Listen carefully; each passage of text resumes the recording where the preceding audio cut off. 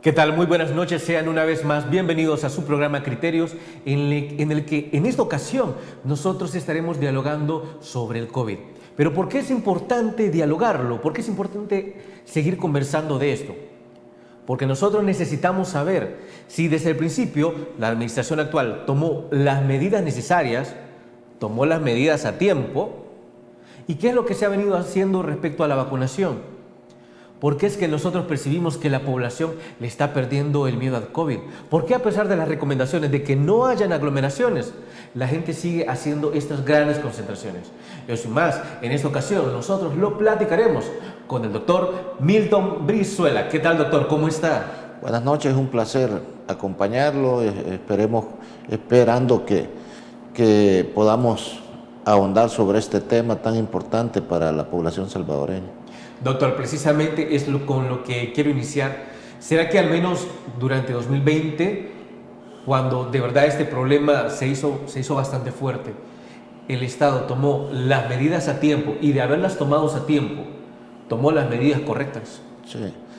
Mire, nosotros a través de la evolución de esta pandemia, desde la gremial que yo represento, hemos sido bastante críticos de las decisiones gubernamentales, ya que inicialmente sabíamos que teníamos un sistema de salud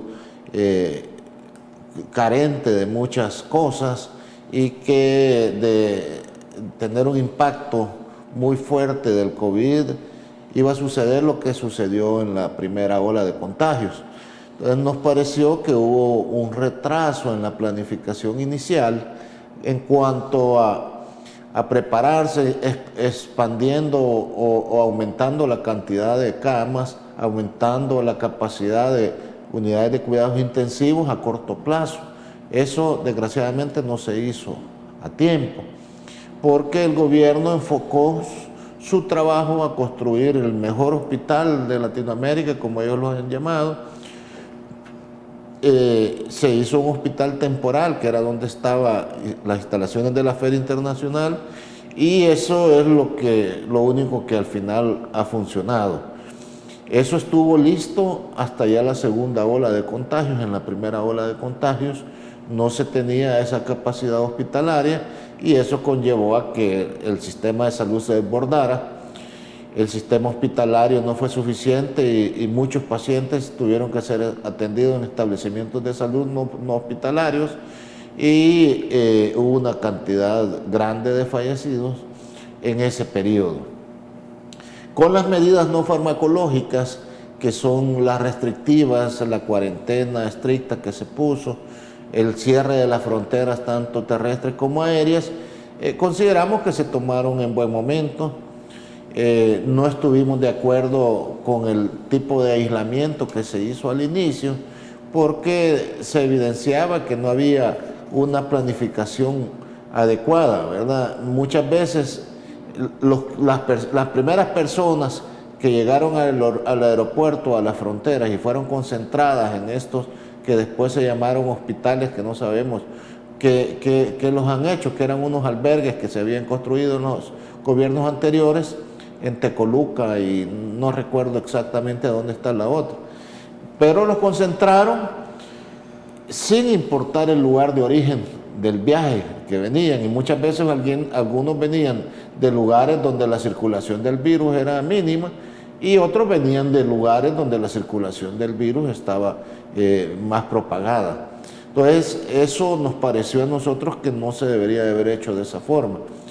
De ahí en adelante, desde el Colegio Médico nosotros recomendamos que se expandieran la cantidad de camas a través de hospitales temporales, porque era la forma más fácil, más rápida de hacerlo. Entonces, el enfoque que hizo el gobierno fue construir el hospital. En la segunda ola y en la tercera ola que acabamos de pasar, pues ha servido, pero en la primera ola de contagios, que fue para los meses de mayo, junio, julio del año pasado, hubo mucha gente que probablemente falleció y que si se le hubiera dado una mejor atención, probablemente hubieran podido sobrevivir a esto. Doctor, usted mencionaba como tal que hubo una segunda ola, y es que eso precisamente es un debate. ¿Y por qué lo digo? Porque hay quien menciona que nunca hemos tenido una segunda ola por la manera en que se ha tratado la pandemia, y otros mencionan que de esto seguir así vamos directo a una tercera ola, sin antes haya quedado claro si en verdad tuvimos una segunda ola. ¿Cuál es su criterio? Sí, bueno, nosotros con la limitante que tenemos con las cifras que el gobierno ¿cómo se llama? Nos comparte, por las limitantes en cuanto a que son poco confiables, las limitantes en que hay un evidente subregistro, tanto en la cantidad de contagios como en la cantidad de fallecidos, pero por la misma representación que tiene el colegio médico y el conocimiento a través de sus asociados que están en primera línea, sabemos cuándo es que se incrementan la consulta espontánea por casos sospechosos de COVID, sabemos cuándo se saturan los hospitales por casos de COVID, y hemos evidenciado, no digamos olas, porque se supone que las curvas epidemiológicas tienen que llegar a un silencio epidemiológico para decir esta ola ya pasó y después se da una nueva elevación de casos.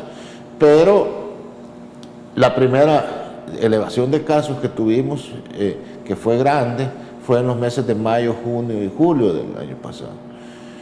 En agosto tuvo una caída en crisis, la cantidad de contagios, disminuyeron los fallecidos, y para los meses de diciembre, enero y febrero tuvimos una segunda ola de contagios que ya el sistema lo logró soportar, el sistema de salud o el sistema hospitalario lo logró soportar un poco más, porque con las instalaciones que se tienen donde era el centro de convenciones, el Hospital El Salvador, se han expandido la cantidad de camas en todo el sistema de salud, y eso ayudó a soportar un poco la cantidad de gente que llegaba y necesitaba hospitalizarse.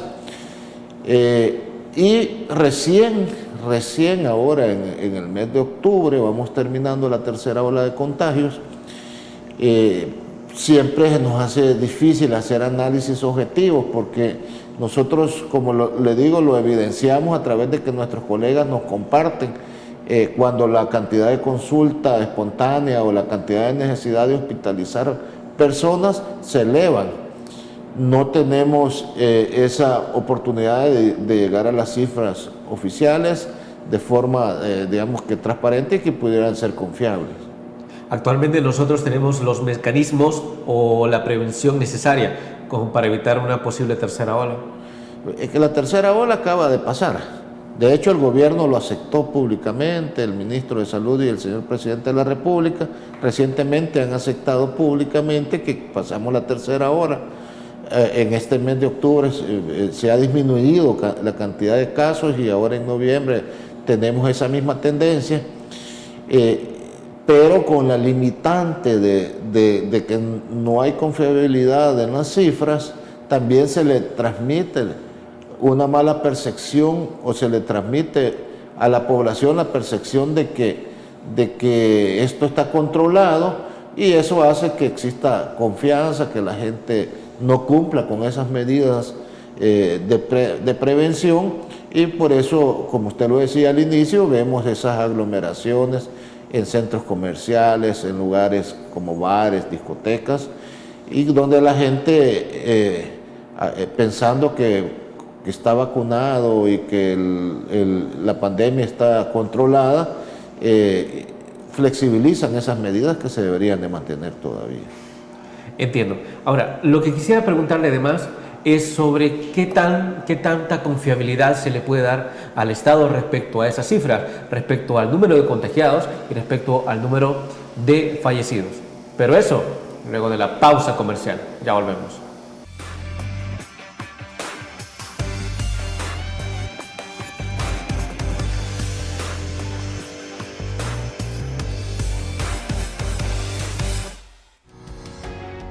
Samvar, una empresa que cree en la sostenibilidad ecológica y en la cultura de productos biodegradables en El Salvador, decididos a proveer las mejores soluciones en limpieza, porque cuidar el medio ambiente es tarea de todos.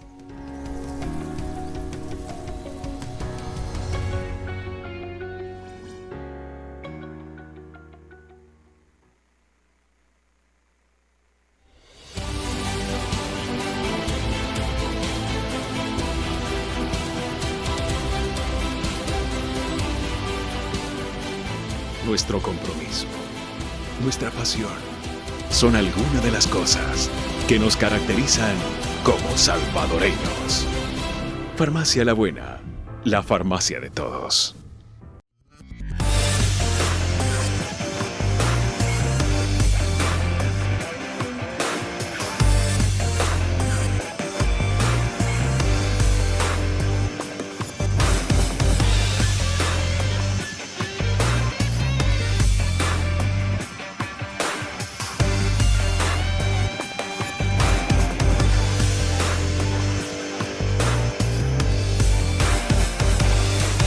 Saben, si de algo nosotros estamos seguros respecto a las estadísticas del COVID, es que todos los días hay contagios, todos los días hay fallecidos.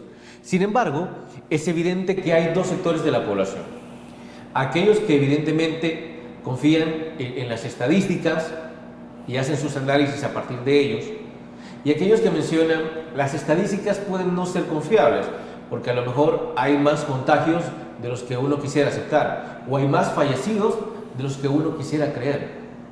Entonces le preguntamos en esta ocasión al doctor Milton Brizuela sobre qué tan fiables han sido estas estadísticas. Doctor. Bueno, comentarle, su registro existe en casi todos los países. Muchos de estos podría ser normal que existiera un subregistro de las cifras, ya sea de los contagios o los fallecidos. Se ha estimado, por ejemplo, el subregistro para Costa Rica, que anda cerca de un 10% el subregistro. Pero es preocupante porque las estimaciones del subregistro de fallecimientos, por ejemplo, para El Salvador, ronda el 400%. Ya hay, diferentes universidades, tanto en Europa como en Estados Unidos, que han hecho análisis y proyecciones matemáticas y evalúan el exceso de fallecimientos, y en El Salvador andamos rondando cerca del 400%. La limitante que tenemos con el tema de contagios es que primero nosotros desde la gremial desconocemos cuál es la dinámica o con qué objetivo se hacen el tamizaje o las pruebas, porque si ustedes se fijan, un día antes avisan, vamos a hacer las pruebas en tal lugar, en el parque de tal ciudad, X o Y lugar donde se realiza. Entonces no sabemos cuál es el objetivo, si es una vigilancia dirigida a esa zona específica porque han detectado más casos, o si lo hacen, al azar. Entonces, pero se hacen una limitada cantidad de pruebas que no es suficiente para lograr dimensionar cuál es la realidad desde el punto de vista epidemiológico que vive el país. Entonces nosotros la estimación de casos que según lo que se reporta, se ha calculado que ronda de 1 a 10. Por cada caso que se reporta hay 10 casos más. Entonces, además nos preocupa porque casi todas los resultados y las cifras, algunas veces hay retraso para publicarlos, y la mayoría de estos datos han sido declarados con reserva con base a la Ley de Acceso a la Información.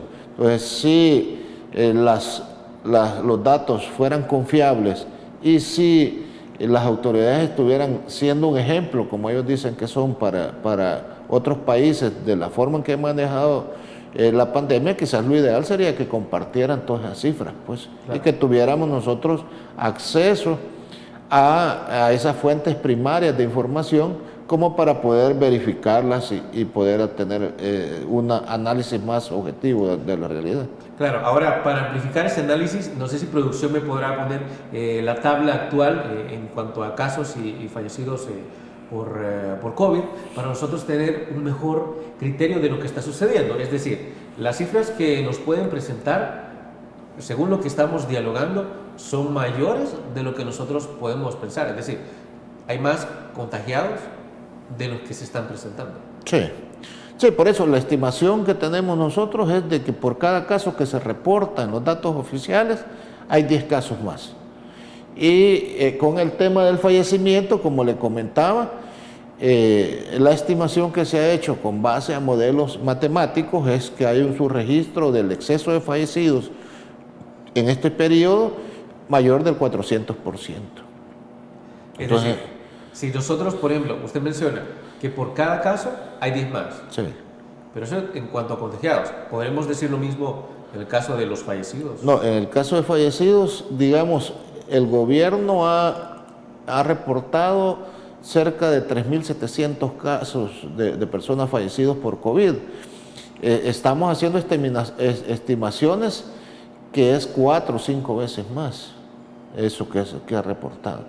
Entonces, realmente la diferencia es bastante grande y eso, pues, como lo decía hace un rato, eso da mala percepción a la población de que la situación está controlada o que la situación no hay circulación del virus, y es por eso que muchos distienden esas medidas de precaución que se deberían de mantener y andan hasta sin mascarilla, no tienen la distancia física necesaria, y eso pues predispone a que las nuevas variantes del virus que andan circulando en el país y que ya han sido aceptadas por las autoridades del ministerio, que se transmiten más fácilmente y alguna medida también generan una presentación clínica de la enfermedad más complicada, han hecho que hayan más contagios y ha hecho que muchas personas hayan fallecido. Estamos hablando de que posiblemente estas estadísticas, que no terminan de ser fiables, o la modificación de las mismas ha sido, podemos decir, con fines políticos.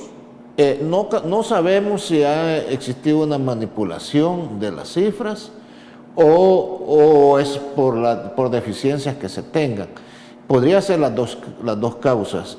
Desde la gremial siempre hemos dicho que el hecho de que solo sean las figuras políticas las que hablan sobre las decisiones, sobre el manejo de la pandemia, nos hace pensar de que priva más los políticos que los técnicos. Dentro del ministerio hay equipos de técnicos con una gran experiencia en el manejo de epidemias a través de la historia, pero no los hemos visto a ellos en entrevistas defendiendo las decisiones que se toman. Ahora, doctor, algo que quisiera tocar porque considero que es algo sumamente importante es esta polémica, este debate que hay entre por qué las escuelas o las universidades no están del todo abiertas para los jóvenes, para la población estudiantil en general, pero por qué sí los estadios, por qué sí los centros comerciales, por qué otro tipo de lugares donde hay una mayor concentración, una mayor aglomeración. ¿Por qué se da esta situación, doctor? Bueno, la verdad que en el ámbito educativo es un tema que podría servir para analizarlo en un programa completo, porque realmente ha venido a afectar y a retrasar la educación en todos los niveles, y además creo que los análisis que se han hecho al respecto, como usted bien lo menciona, es más fácil y han abierto todos estos establecimientos y muchas veces no se conservan las medidas de bioseguridad y todavía la educación en su mayoría se mantiene de forma virtual o con forma híbrida, ¿verdad? Presencial y virtual. Nosotros creemos que hay ese problema de la educación se va a tener que evaluar. Nosotros, por lo menos en el ámbito médico, creemos que hay que hacer algún tipo de refuerzos para los estudiantes de medicina, ya que la educación en medicina es una combinación entre teoría y práctica, y esa práctica se ha limitado por la presencia. Entonces, sí, quizás hacer un llamado a las autoridades. Ya estamos claros, la mayoría, que el COVID no va a desaparecer. Ya fue declarado como un problema de algo endémico, y que esto vamos a tener que convivir con él por lo menos unos 2 o 3 años más, mientras salen vacunas de segunda o de tercera generación, ya con las nuevas variantes del virus, y que nos puedan dar la protección completa necesaria como para llevar una vida normal. Entonces, el llamado es a que se trate de reactivar lo más pronto posible, aunque sea en un sistema híbrido, pero que poco a poco se vaya incorporando a la presencialidad. Doctor, entonces usted considera como tal que las universidades ya están preparadas para ser nuevamente abiertas. Bueno, han tenido el suficiente tiempo. Yo considero que el tiempo que se ha tenido, y entiendo porque hemos tenido la oportunidad de reunirnos con dirigentes o rectores o decanos de diferentes universidades, y entendemos que ellos responsablemente han trabajado protocolos para volver a esa forma presencial de educación. Doctor, quisiera que me respondiera también, ¿por qué es que la gente le está perdiendo el miedo al COVID? ¿Por qué el miedo a contagiarse? ¿Por qué el miedo incluso ya no hay miedo incluso a salir sin mascarilla? Ya se tiene más miedo del qué dirán que si me contagiaré. Pero eso lo hablaremos luego de la pausa comercial. Ya volvemos.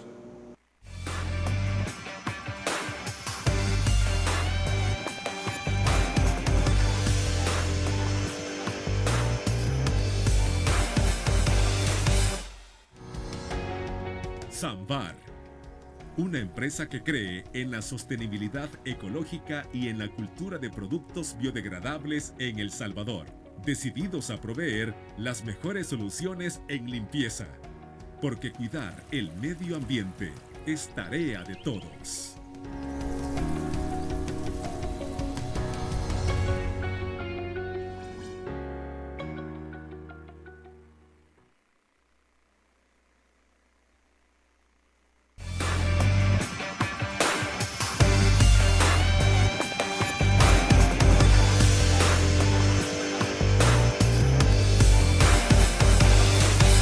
Algo sumamente importante de notar es que cada vez más la población le va perdiendo el miedo al COVID. Eso puede ser por diferentes circunstancias. A lo mejor porque ya se tienen las dosis. A lo mejor también porque han aprendido a convivir con ella.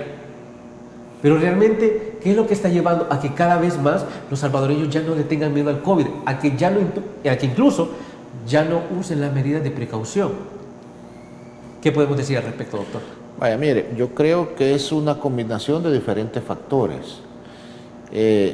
Tenemos en el país desde marzo del año pasado que se detectó el primer caso y las diferentes elevaciones de contagios que hemos hablado anteriormente. Y esto creo que no se ha logrado aprovechar para hacer un verdadero programa de educación en salud para que la población en todos los niveles, en todas las regiones, tengan la oportunidad de tener ese conocimiento bien cimentado, como para tener claro de que muchas veces, aunque yo o las personas jóvenes, que en su mayoría son las personas que algunas veces se vuelven como vectores, porque ellos son los que llevan la enfermedad a su casa y al final contagian a personas mayores que tienen muchos factores de riesgo, que son los que se complican y los que terminan hospitalizados y falleciendo. Entonces, quizás eso podría ser algo, ¿verdad? Que no se ha invertido adecuadamente en programas de educación en salud. El Ministerio de Salud tiene una gran experiencia en eso y tiene toda la capacidad del personal, ya que al nivel primario, que son los promotores de salud, en realidad conocen toda su región geográfica y muchas veces podrían hacer hasta educación de casa por casa o ya en la... El otro factor es lo que hablábamos de las cifras. Muchas veces la impresión que tenemos nosotros es que el gobierno, con el objetivo de parecer como que son los mejores para el manejo de la pandemia, limitan la realidad o la disminuyen esa realidad de lo que se está sucediendo con lo que se publica oficialmente sobre los datos de la pandemia. Y eso crea una falsa percepción de seguridad de la población y puede conllevar a que la gente diga, mire, esto el gobierno lo tiene controlado y pues no nos vamos a contagiar. Y lo otro es el cansancio, ¿verdad? Ya después de año y medio, casi 2 años de estar con este problema, hay muchas personas que han perdido el miedo, como usted lo dice, y creen que, o porque ya les dio la enfermedad y lograron sobrepasarla, que ya no les va a volver a dar, ¿verdad? Y desgraciadamente, lo hablábamos anteriormente también, tenemos el problema de las variantes del virus, que muchas de estas variantes no tienen protección a las personas que están vacunadas, porque las vacunas se hicieron con el virus original y no con sus mutantes. Entonces, eso puede conllevar a riesgo de contagiarse y de complicarse. Doctor, en algún par de ocasiones yo he escuchado que la gente menciona que hay más muertes por otro tipo de enfermedades que por COVID y que por eso también se ha reducido la preocupación. ¿Es esto cierto? Bueno, lo que pasa es que nos cuesta hacer análisis, porque sí es un problema que tendríamos que revisarlo. Nosotros ya lo hemos hablado, que el gobierno, ante una crisis como la que se venía, decidió enfocar todo el sistema de salud para atender la pandemia. Y se ha dejado desprotegido también muchas de las enfermedades crónicas no transmisibles que padece la población. Se dejaron de atender esta población mayor de 60 años que tiene ese tipo de enfermedades, y muchas de estas, al no llevar los controles adecuados o al no tener los medicamentos al día, se han complicado, se han enfermado y algunos han fallecido. Entonces, sí habría que hacer un análisis estricto de todo esto, pero eso no significa que no los tenemos que seguir protegiendo. Tiene razón, o sea, hay muchas enfermedades que hay más muertes en el mundo que por COVID, pero el COVID es algo prevenible si uno cumple las medidas, y por eso es que también tenemos que mantenerlas. Claro. Ahora también, doctor, me encantaría ir entrando en materia de las vacunaciones. Sin embargo, creo que es prudente primero mencionar cuál es la diferencia entre estas variantes que hace unos meses aparecieron. Bueno, lo que pasa es que el virus tiene la habilidad de hacer mutaciones, y esas mutaciones han surgido varias variantes detectadas en diferentes países, y al principio se decía la variante africana, la variante inglesa. Ahora se han cambiado, ¿verdad? Porque eso significaba tal vez algún tipo de discriminación para países o para los pobladores de esos países. Y ahora tenemos la variante alfa, la variante beta, la variante delta, la variante mu que se detectó en Sudamérica, que es lo que se ha comprobado, que este tipo de variantes, algunas tienden a hacer una presentación clínica diferente a lo que se había estado viendo con el virus original, y lo otro que es más fácil transmitirse. Entonces, son más contagiosas que el virus original, y esa es una preocupación de salud pública, porque puede conllevar a que existan más contagios y que muchas personas también que no tienen anticuerpos ante estas variantes, aunque les haya dado el virus o aunque estén vacunados, puedan presentar la enfermedad y complicarse. Entonces, es un hecho que ha venido a dificultar el manejo de la pandemia. De hecho, antes, si ustedes escuchaban hablar al principio, los objetivos de la vacunación era llegar, ya sea por vacuna o porque a la gente le hubiera dado el virus, a un 70% de la población, y se suponía que eso daba un efecto de protección de rebaño, protección de grupo, y que con eso la pandemia se iba a controlar. Desgraciadamente, con esta enfermedad se ha comprobado que hasta que no alcancemos porcentajes de cerca del 90% de la población, se va a dar esos efectos. Entonces, y aún así, países que han alcanzado esos porcentajes, Europa, por ejemplo, hay países que están pasando por la 5ª ola de contagio, a pesar de que tienen vacunación completa y el refuerzo que se ha puesto, ¿verdad? Entonces, es un problema que se está analizando todavía permanentemente. Es decir, nosotros estamos muy, pero muy lejos de alcanzar la vacunación de rebaño.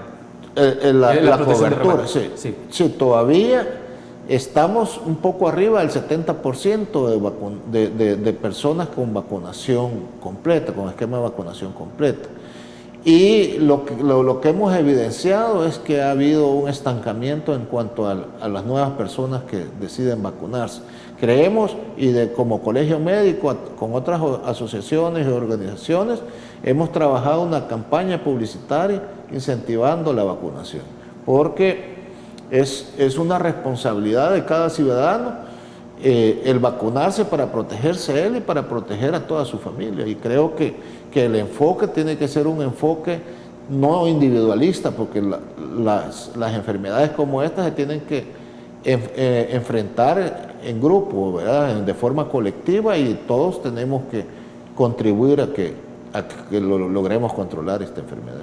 Precisamente, doctor, uno de esos puntos me encantaría tocar. ¿Por qué realmente la población hasta la segunda dosis estaba muy, pero muy animada a ir a vacunarse?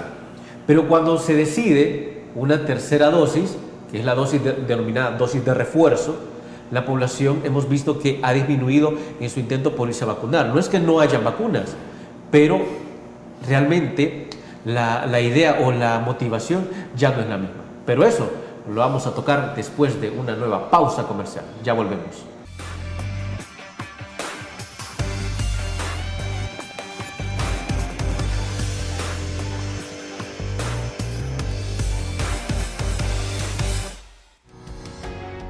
Samvar, una empresa que cree en la sostenibilidad ecológica y en la cultura de productos biodegradables en El Salvador, decididos a proveer las mejores soluciones en limpieza, porque cuidar el medio ambiente es tarea de todos.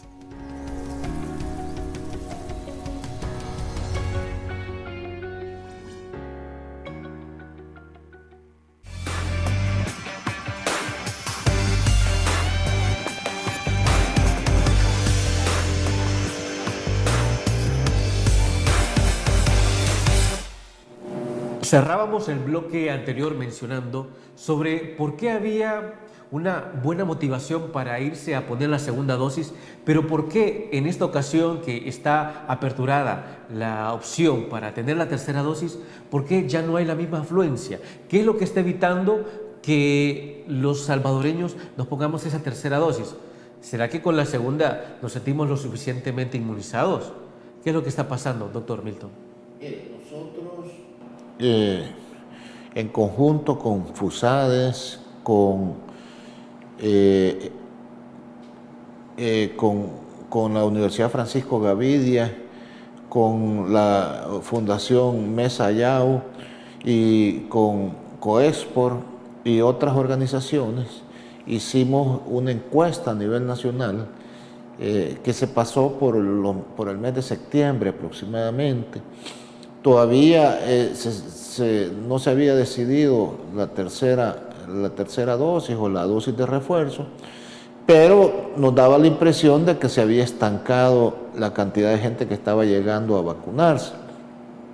Entonces, en esa encuesta, lo que se concluyó que la mayoría de de factores que estaban predisponiendo que la gente no acudiera a la vacunación, muchos de estos tenían que ver con mitos o con falta de información o con desinformación, ¿verdad? Que en este momento uno pone en cualquier buscador de internet vacunación COVID y le aparece una serie de información que muchas tienen respaldos científicos y muchas no, ¿verdad? Además, hay ciertos grupos de personas antivacunas que trabajan para desinformar con el objetivo de que haya personas que no se vacunan. Entonces, por eso es que nosotros hicimos una campaña para ir desvirtuando esos mitos, ¿verdad? Que los efectos secundarios de la vacuna. ¿Cuáles eran esos mitos? Principalmente van basados en eso, ¿verdad? Que los efectos secundarios de la vacuna muchas veces son más graves que la enfermedad, que la vacuna es un experimento y que todavía no se sabe su efectividad, principalmente los efectos secundarios que causaba y que alguna podría conllevar hasta el fallecimiento. Entonces, después de evaluar, porque ya tenemos la ventaja en el país que se ha tenido suficiente vacuna, y eso hay que ser objetivo y decirlo, pues el gobierno hizo un esfuerzo con el dinero de nuestros impuestos y ha tenido la posibilidad de acceder a una buena cantidad de vacunas, y la población ha tenido esa opción para poderse vacunar. Entonces nosotros ya podríamos, si tuviéramos los datos, porque ese es otro factor, ¿verdad? Si como gremial nosotros tuviéramos acceso a saber cómo han vacunado a la gente, cuáles han sido los grupos etarios que más han aceptado su vacunación, cuáles están todavía con menos porcentaje de vacunación. Entonces, todos esos datos servirían como para poder dar un análisis más objetivo al respecto.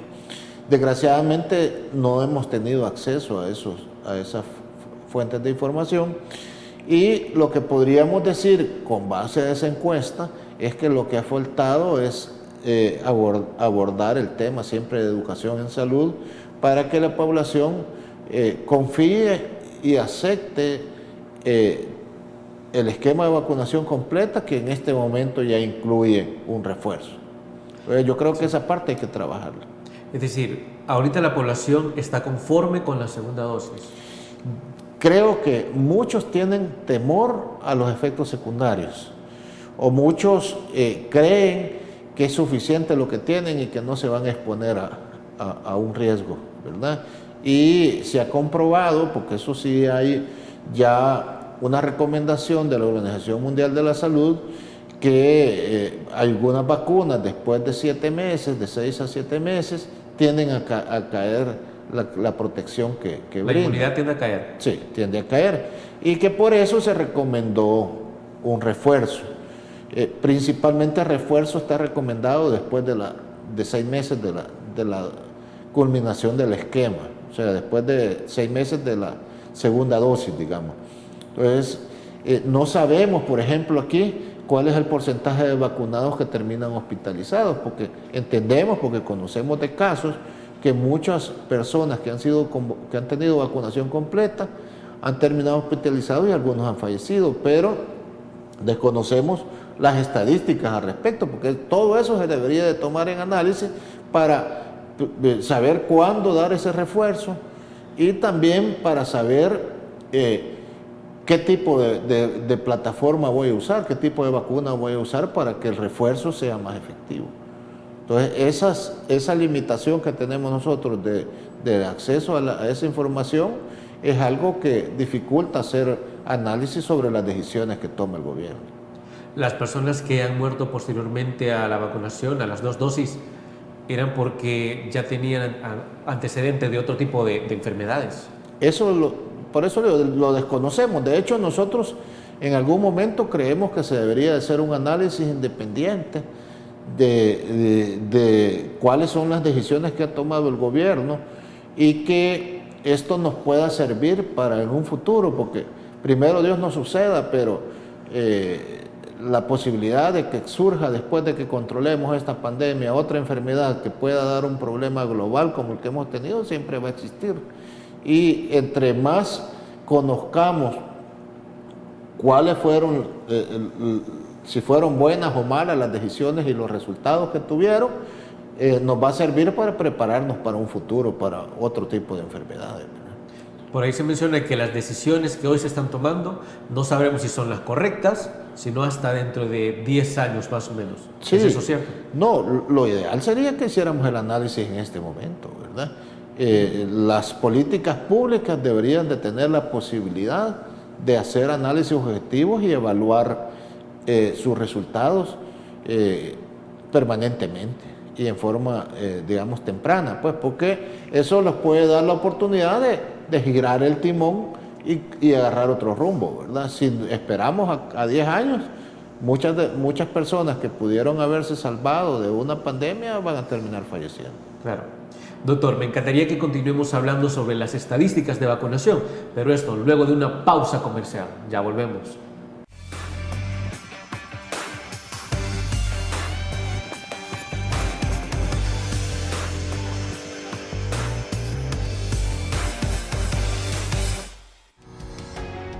Samvar, una empresa que cree en la sostenibilidad ecológica y en la cultura de productos biodegradables en El Salvador, decididos a proveer las mejores soluciones en limpieza, porque cuidar el medio ambiente es tarea de todos.